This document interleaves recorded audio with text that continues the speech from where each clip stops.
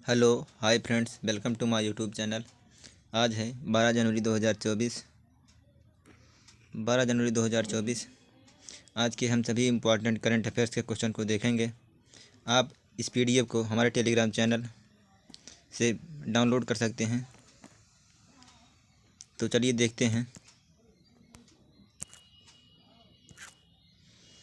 पहला क्वेश्चन है स्वच्छता सर्वेक्षण 2023।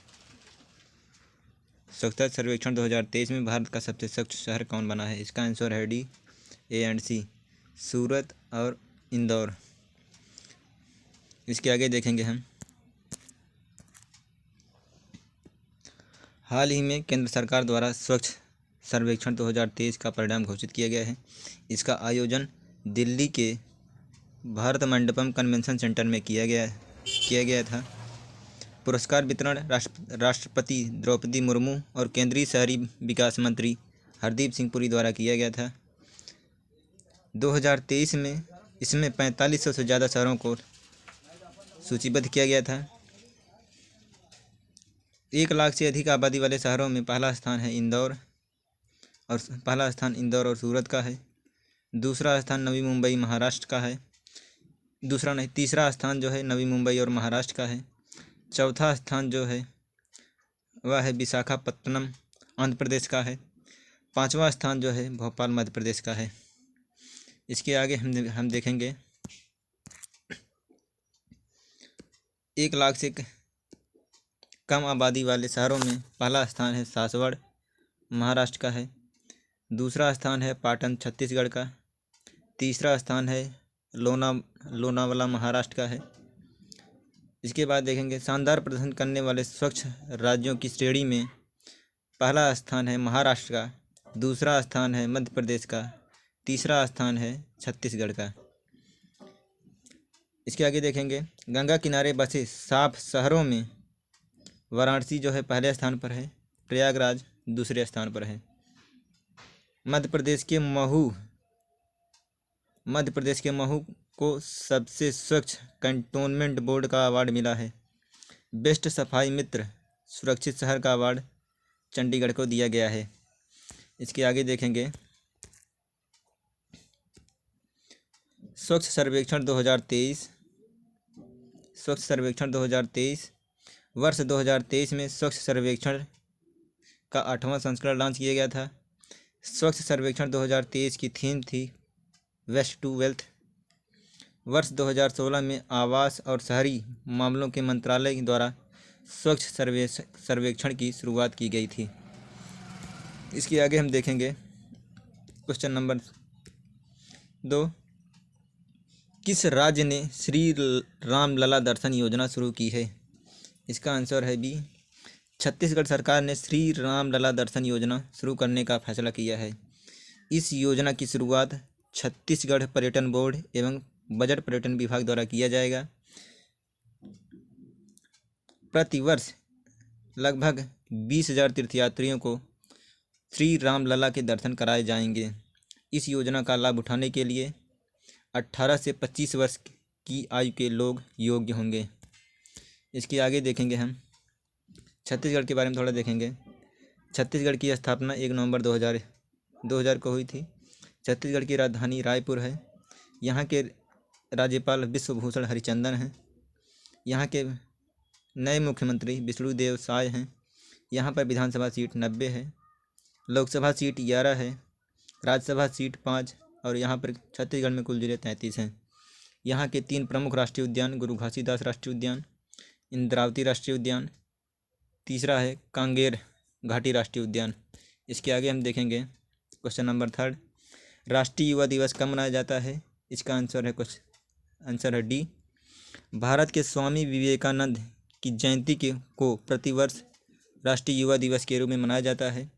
1984 में भारत सरकार के द्वारा 12 जनवरी को राष्ट्रीय युवा दिवस मनाने की घोषणा की गई थी। संयुक्त राष्ट्र संघ ने 1984 को अंतर्राष्ट्रीय वर्ष घोषित किया था। इसके आगे हम देखेंगे। Question number 4। स्वदेशी असॉल्ट राइफल उग्रम को किसने लॉन्च किया है? इसका आंसर है डी, सी, डीआरडीओ ने सशस्त्र बलों के लिए स्वदेशी असॉल्ट राइफल उग्रम लॉन्च की है। इस असॉल्ट राइफल का अनावरण जो है वह पुणे में किया गया है। राइफल की रेंज जो है 500 मीटर है और इसका वजन 4 किलोग्राम से कम है। इसके आगे हम देखेंगे रक्षा अनुसंधान और विकास संगठन के बारे में थोड़ा देखेंगे। इसका गठन 1 जनवरी 1958 को किया गया था। मुख्यालय नई दिल्ली है। अध्यक्ष डॉक्टर समीर वी कामत हैं। इस डीआरडीओ का कार्य है सुरक्षा बलों के लिए अत्याधुनिक सेंसर हथियार उपकरणों का डिजाइन करना, विकास और उत्पादन करना व इसके लिए शोध करना है। डीआरडीओ का आदर्श वाक्य है बलस्यम मूलम विज्ञानम, जिसका हिंदी में मतलब होता है शक्ति का स्रोत विज्ञान है जो राष्ट्र को शांति और युद्ध में चलाता है। इसके आगे हम देखेंगे यह है असॉल्ट राइफल उग्रम है। यह डीआरडीओ का लोगो है। डीआरडीओ का फुल फॉर्म है defence research and development organisation. DRDO जो है यह रक्षा मंत्रालय के अधीन आता है। इसके आगे हम देखेंगे क्वेश्चन नंबर 5। क्वेश्चन नंबर 5 है आइंस्टीन प्रोब सैटेलाइट किस देश ने लॉन्च किया है? इसका आंसर है बी, चीन के जिचांग उपग्रह प्रक्षेपण केंद्र से लॉन्ग मार्च 2C रॉकेट के द्वारा आइंस्टीन प्रोब सैटेलाइट को लॉन्च किया गया है। इस सैटेलाइट का वजन 1.45 टन है। इस उपग्रह का नाम महान वैज्ञानिक आइंस्टीन के नाम पर रखा गया है।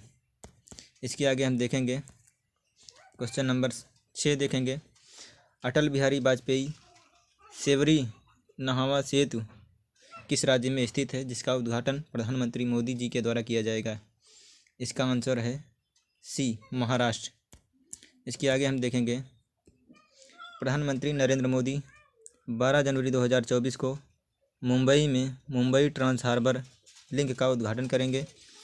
इसे अटल बिहारी वाजपेयी सेवरी नहावा सेतु नाम दिया गया है। यह भारत का सबसे लंबा समुद्री पुल है। यह लगभग 21.8 किलोमीटर लंबा है और 6 लेन वाला पुल है। यह समुद्र के ऊपर 16.5 किलोमीटर लंबा है। यह दक्षिण मुंबई को नवी मुंबई से जोड़ता है। इस सेतु का निर्माण 2018 में ही शुरू हो गया था।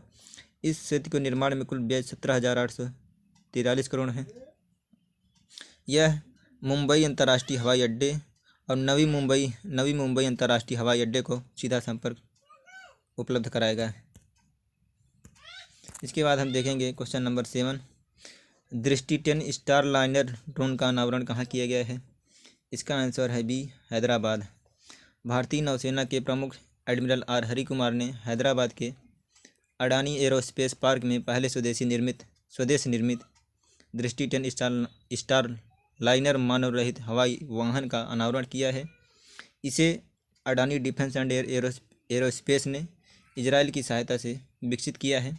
इसमें 70% उपकरण जो हैं वह भारतीय हैं। यह पोरबंदर नौसेना बेस पर तैनात किया जाएगा।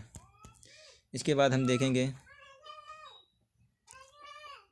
क्वेश्चन नंबर 8 है किस राज्य सरकार ने 2030 तक $1 ट्रिलियन की अर्थव्यवस्था बनाने का रोड मैप जारी किया है?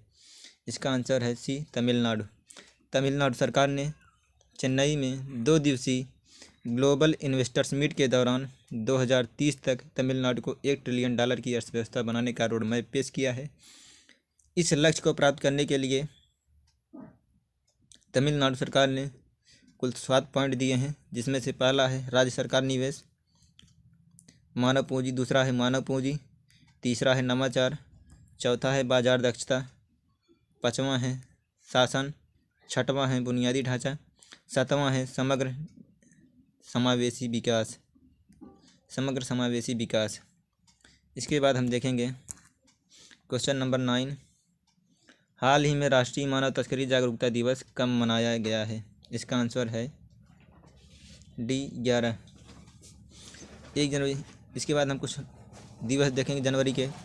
1 जनवरी को डीआरडीओ ने अपना 66वां स्थापना दिवस मनाया। 4 जनवरी को विश्व ब्रेल दिवस मनाया गया। 5 जनवरी को राष्ट्रीय पक्षी दिवस मनाया गया। 8 जनवरी को पृथ्वी घूर्णन दिवस मनाया गया। 9 जनवरी को प्रवासी भारतीय दिवस मनाया गया। 10 जनवरी को विश्व हिंदी दिवस मनाया गया। इसके बाद हम देखेंगे क्वेश्चन नंबर 10। हाल ही में भारतीय नौसेना के बहुराष्ट्रीय अभ्यास मिलन 24 का आयोजन कहाँ किया गया है? इसका आंसर है सी, विशाखापत्तनम। इस प्रकार से